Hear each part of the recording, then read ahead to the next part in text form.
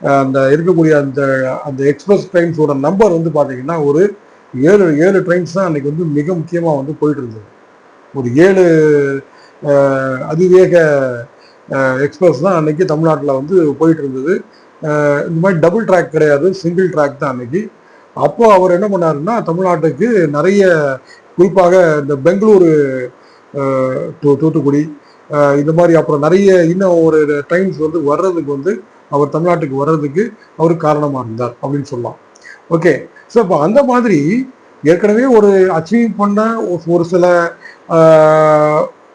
தலைவர்கள், ஒரு சில மினிஸ்டர்ஸ் இருக்கும் பொழுது அந்த இவர் என்ன பண்ணாரு, காங்கிரஸ் கவர்மெண்ட்ல கூட்டணி வைக்கும் பொழுது, திமுக, பாட்டாளி மக்கள் கட்சி இவங்கெல்லாம் காங்கிரஸ் கவர்மெண்ட்ல கூட்டணி வைக்கும் பொழுது தன்னுடைய மகனுக்கு வந்து அன்னைக்கு அவர் வந்து சென்ட்ரல் அந்த என்ன சொல்றது அந்த மெடிக்கல் டிபார்ட்மெண்ட், ஹெல்த் டிபார்ட்மெண்ட் வந்து மகனுக்கு வந்து அந்த கேபினெட் மினிஸ்டர் வந்து வாங்கி கொடுக்குறாரு.